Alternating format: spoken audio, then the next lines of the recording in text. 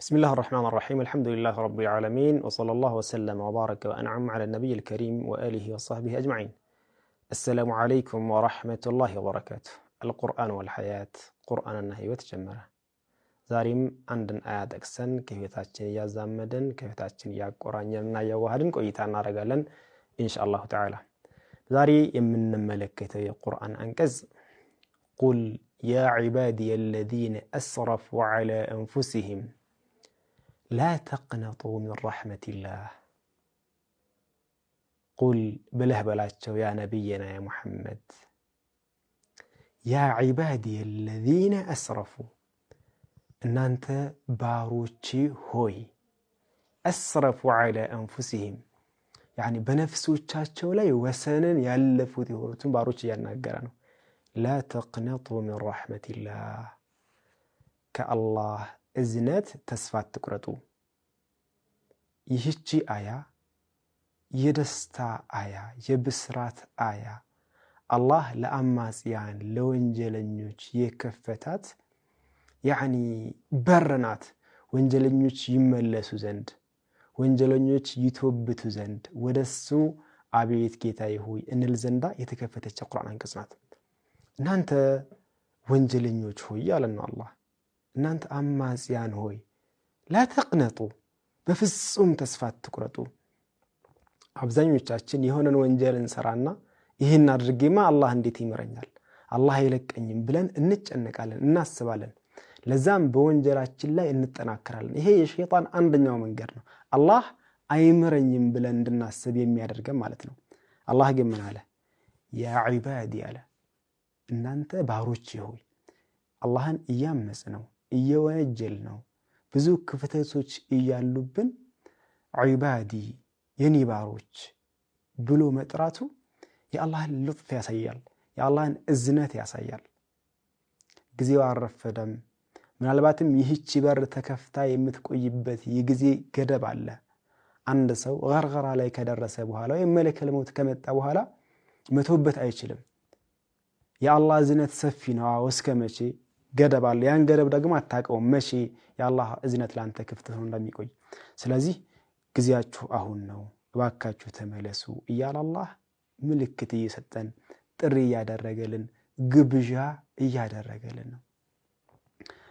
ረሱላህ ዘንድ ሰለላሁ ዐለይሂ ወሰለም የሆኑ ሰዎች መጡ ጀማዓዎች እና يعني فقتلوا فأكثروا وزنوا فأكثروا በጣም ብዙዎችን ገድለዋል፣ በጣም ብዙ ዚና ሰርተዋል።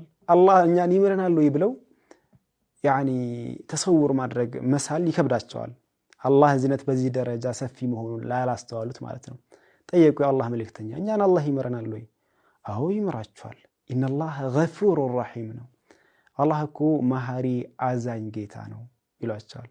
እነዛ ሰዎች እስልምናን ተቀብለው በእስልምና ውስጥ ታሪክን ሰሩ እና ምንድነው የአላህ እዝነት ሁሌም አለ፣ የአላህ እዝነት ሁሌም ክፍት ነው። ግን ምን ይፈልጋል? አሁን ነው ወቅቱ ብሎ ኢንቲባህ አድርጎ ወደ አላህ መመለስ ያሻል። አላህ እኮ ያ ዒባዲ ብሎ መጥራቱ ይላሉ ምንድነው? አሁን እናንተ የኔ ባሮች እንግዲህ የሰማይ ምድር የዚህ ከውን ፈጣሪ የሆነው አላህ የኔ ባሮች ብሎ ከመጥራት በላይ ለሰው ልጅ ማዕረግ ክብር ሊኖር አይችልም። ምናልባትም አሁን አንድን ሰው ዝም ብለን በዱንያዊ ጉዳይ ብንስለው እንዴ እኮ ጠቅላይ ሚኒስትር ቢሮ ነው የሚሰራው ሲባል ደስ ይለዋል፣ እሱ ራሱ ይፎከሳል አይደል? እኛም ለሱ የምንሰጠው ግምት ከፍ ያለ ነው የሚሆነው። ሰው ወደሚወደው ነገር ወይም ደግሞ ወደ ሆነ ማዕረግ መጠጋት ይፈልጋል። የአላህ ባሮች ተብሎ መጠራት ትልቅ ማዕረግ ነው። አላህ እነዚህ ወንጀለኞች እያመጹና እያስከፉ የኔ ባሮች ብሎ መጥራቱ ምንድነው? ትልቅን ማዕረግ ያሳያል ማለት ነው። ምንድነው? ድኹሊ ተሕተ ቀውሊከ ያ ዒባዲ ያ አላህ ሆይ እኔ ያ ዒባዲ የኔ ባሮች የሚለው ቁርአን አንቀጽ ውስጥ መግባቴ ይላሉ አንድ ሻዕር እና መግባቴ ይላሉ ይሄ በጣም ከደስታዬ ምክንያት ሱረያ የተሰኘችውን ሰማይ ያለችውን ኮከብ በተረከዜ እንደመርገጥ ይሰማኛል። ለምንድነው? የሰው ልጅ ወደሚወደው ሰው መለቀብ ስለሚፈልግ ወደሚወደው ሰው በዛ መጠራት ስለሚፈልግ ማለት ነው።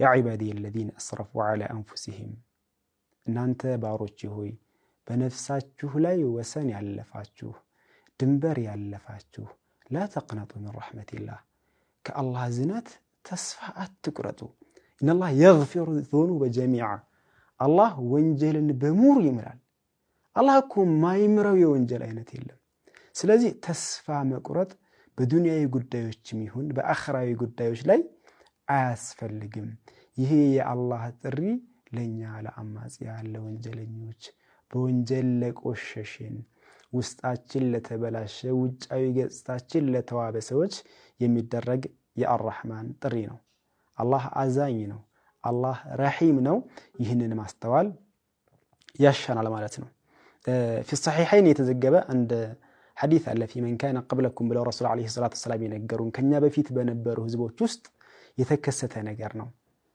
ሰፊ ነው ታሪኩና አጠር ግለ ለማቅረብ ያክል ሰውየው በጣም ብዙ ሰዎችን ገድሏል እና አንድ ዓቢድ ጋር ይሄዳል ወደዛ ዓቢድ ሄደና ምን አላቸው እኔ 99 ነፍስ አጥፍቻለሁ እንደው አላህ ይምረኝ ይሆን ወይ ይላቸዋል هذا ዓቢድ ይሄ ዓቢድ በቃ ተደብቀው የሆነ ጎጆ ውስጥ ሐያታቸውን ለዒባዳ ይሰጡ እሳቸው በጣም አላህን ስለሚገዙት የሆነች ትንሽ ወንጀል በጣም አክብደው ነው የሚያዩት አልኖሩበትም ያን ሐያት አያውቁትም እንደገና ደግሞ ዓሊም አይደሉም ሰውየው ዓቢድ ነውት ደነገጡ 99 ነፍስ እና እንዴት አላህ እንዲምረት ፈልጋለህ ይሉታል ሰውየው ይደነግጣል በጣም እዛው ላይ አላህ ካልማረኝማ መቶ የሙድር ሰውን ብሎ ይቀመጭላቸዋል ማለት ነው እና በዛ ሐል ላይ እንዳለ ጠየቀ ሰዎችን ጠየቀ يعني فسأل أن أعلم እዚህ ዓለም ላይ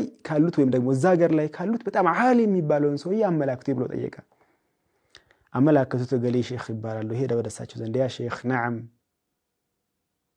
እኔ 100 ሰው ገድያለሁኝ አላህ ይምረኝ ይሆን ወይ ይላቸዋል ነዓም እንዴታ ለምን አይምርህም يا عبادي الذين أسرفوا على أنفسهم لا تقنطوا من رحمة الله اللهم يمرها لمن እናንተ ድንበር ያለፋችሁ በህይወታችሁ በራሳችሁ ላይ ወሰን ያለፋችሁ ባሮች ሆይ ከአላህ ዝነት ተስፋ አትቁረጡ አላህ መሐሪ አዛኝ ነው ባይሆን ይሄንን ከተውበትከና ከተመለስክ ከዚህ ሀገር ሂድና የሆነ ቦታ ላይ ሄደ ዒባዳ እንድታረግ ያዙታል ሰውየው እየሄደ ያለ እዛ ሀገር ሊገባ ሲል ድንበር ላይ يعني ይሞታል ማለት ነው ከዛ መላእክቱ العذاب وملائكه الرحمه يعني ይሄ ሰው የጀሃነም ነው ይሄ ሰው የጀነት ነው የሚባል ኺላፍ ተፈጠረ ከዛ በኋላ ምን ተደረገ ሰውየው ወደ የትኛው ምድር ቀረብ እንዳለ መሃል ላይ ነውና የሞተው ይለካ ተባለ ሰውየው በተወሰነ መልክ እዛ ሀገር ከገባ ጀነት ወደሚያስገባው ሀገር ቀረብ ያለ ሆኖ ተገኘና ወደ ጀነት ገባ አላህ የማይምረው የወንጀል አይነት የለውም እኛ በሐያታችን የምንሰራው ስራ ከአላህ እዝነት አንፃር የኛ ወንጀል በጣም አናሳ ነገር ሆና እናገኛታለን በጣም ትንሽ ነገር ሆና እናገኛታለን ስለዚህ አላህ Subhanahu Wa Ta'ala የእዝነት በሩን ከፍቷል ጥሪም ያደርጋል ሙእሚኖች እንዲመለሱ ይጋብዛል ጊዜው ሳይረፍድ ወደ አላህ እንድንመለስ ይህች አያ አመላካች ጋባዥ ናት ማለት ነው ስለዚህ ሁላችንም በተቻለ መጠን ወደ አላህ እንመለስ ነው መልእክቱ የለቱን በዚህ ፈጸምን በቀጣይ እስከምንገናኝ ወሰላሙ አለይኩም ወራህመቱላህ